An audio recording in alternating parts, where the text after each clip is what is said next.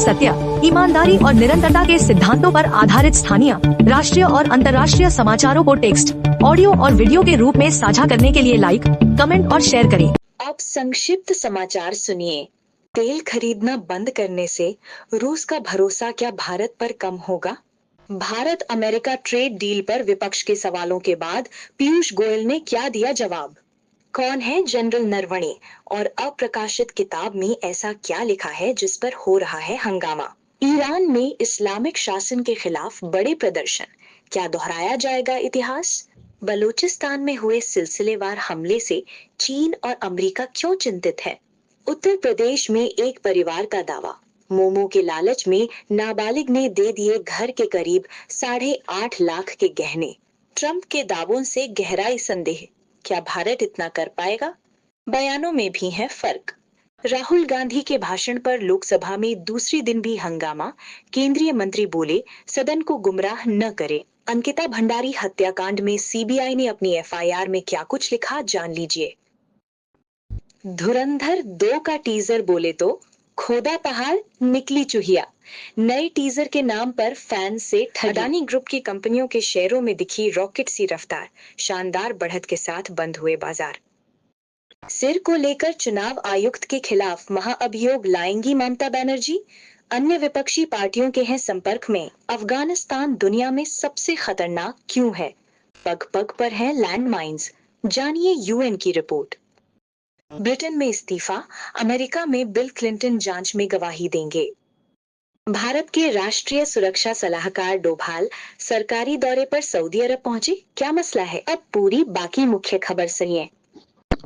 अमेरिकी राष्ट्रपति Donald Trump ने दावा किया कि भारत रूस से तेल आयात बंद करने पर सहमत हो गया है, जबकि भारत ने इस पर अब तक कोई पुष्टि या खारिज नहीं किया है।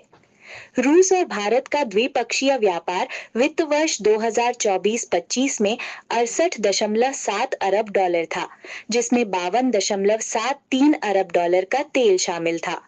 भारत ने फरवरी 2022 में रूस यूक्रेन युद्ध के बाद रूस से आयात में गिरावट देखी और अमेरिकी दबावों के बावजूद आयात जारी रहा।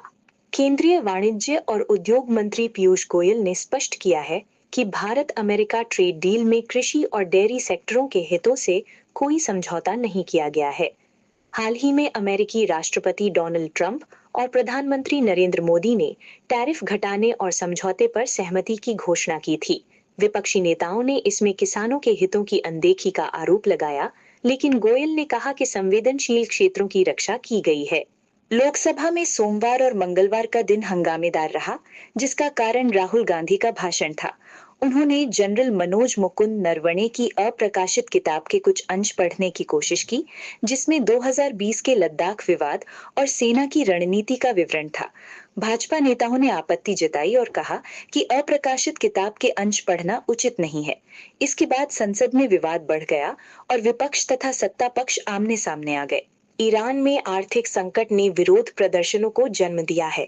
रियाल का डॉलर के मुकाबले गिरना, महंगाई दर 40% तक पहुंचना और रोजमर्रा की चीजें जैसे तेल, सब्जी और मांस महंगी हो जाना आम जनता के लिए परेशानी का कारण बना। दुकानदार हड़ताल पर गए और लोगों ने सड़कों पर उतरकर सरकार के खिलाफ प्रदर्शन किया। हिंसा फैल गई और सुरक्षा बलों तथा प्रदर्शनकारियों के बीच झड़पों में हजारों लोग मारे गए।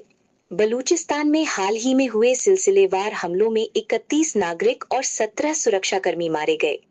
प्रांत की मुख्यमंत्री सरफराज बुख्ती के अनुसार सुरक्षा बलों ने 40 घंटे की लड़ाई में कम से कम 145 हमलावरों को ढेर किया।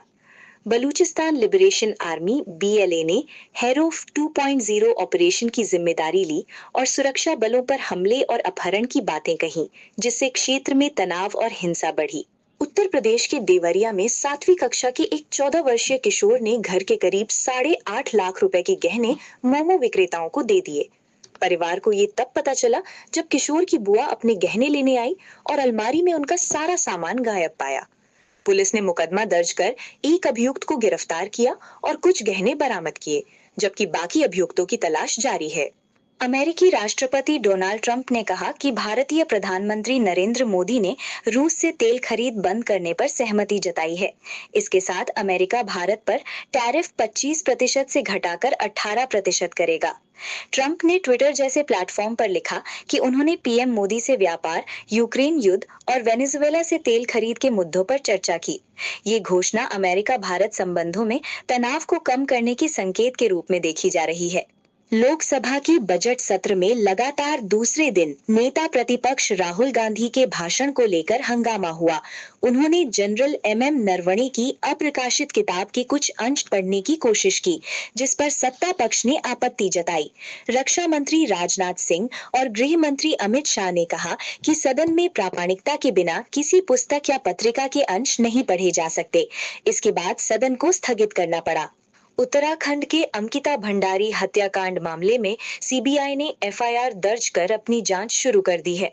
ये एफआईआर उत्तराखंड पुलिस द्वारा पहले दर्ज एफआईआर को लेते हुए री रजिस्टर्ड की गई है। पर्यावरणविद डॉक्टर अनिल प्रकाश जोशी की शिकायत पर एफआईआर दर्ज की गई, जिसमें सोशल मीडिया पर वायरल ऑडियो और वीडियो क्लिप्स में वीवीआईपीज का जिक्र बताया गया। आरोप है कि केस के कुछ सबूत नष्ट किए जा रहे हैं, जबकि मुख्य आरोपी पहले ही सजा भुगत चुके हैं। आदित्य धर के निर्देशन में बनी धुरंधर 2025 की बड़ी हिट फिल्म थी, जिसमें रणवीर सिंह ने लीड रोल निभाया। अब इसका पार्ट 2 धुरंधर 2 19 मार्च 2026 को रिलीज होने जा रहा है। मेकर्स ने पहले पोस्टर शेयर किया, जिसमें रणवीर सिंह डेडली अंदाज में नजर आ रहे हैं। पोस्टर और टीजर में द रिवेंज थीम दिखाई गई है, जो फिल्म की इंटेंसिटी और रोमांचक कहानी का संकेत देती है।